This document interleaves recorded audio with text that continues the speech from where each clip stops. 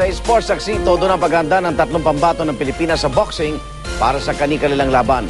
Sina pambasang kamao Manny Pacquiao, Brian the Hawaiian Punch Viloria at Ana the Hurricane Hulaton.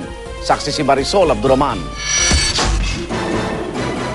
Kagagaling lang sa isang buwang ensayo sa Baguio, pero training pa rin ang inatupag ni pambansang kamao Manny Pacquiao sa kanyang pagbalik sa Maynila.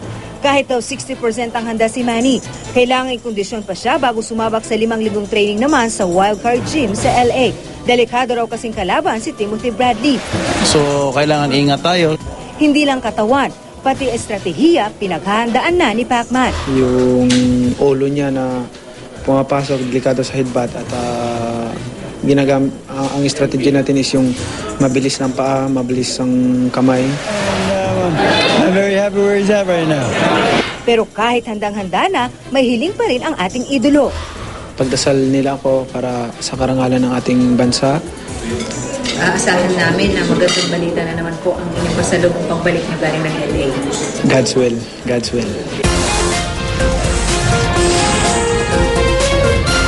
Balik Maynila na rin si Brian the Hawaiian Punch Viloria na nakatatang depensa ng kanyang WBO flyweight title laban sa Mexicanong si Omar Nino Romero.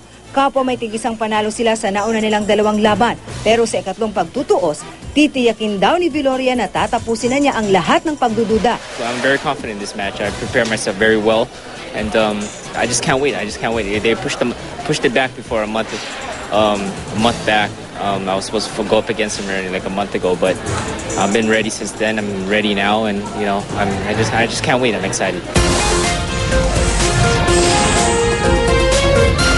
Sa Mexico naman, pasok na sa weigh-in si Ana the Hurricane Hulaton sa timbang na 126.2 pounds. Ang kanyang katunggali namang si Yolanda Segura, sobra pa ang 129.9 pounds na timbang para matuloy ang laban. Pagmumultahin daw ang kampo ni Segura o kaya babawasan ang kanyang kita. I'm very disappointed that the girl didn't make weight. We lived up to our obligation. They didn't live up to theirs. So it makes the fight that much more dangerous. Sa kabila nito, kumpiyansa pa rin daw si Hulaton na madedepensahan niya ang WBO Female Super Bantamweight title. I feel very confident. We had some tough opposition in the sparring. We trained really hard. I feel like I'm moving fast, I'm moving smooth, and I feel like I worked a lot on my boxing skills. So, I'm excited. I'm ready to go. Ang mga labang Viloria versus Romero at Hulaton versus Segura mapapanood dito sa GMA 7. Ako si Marisol Abduraman, ang inyong saksi.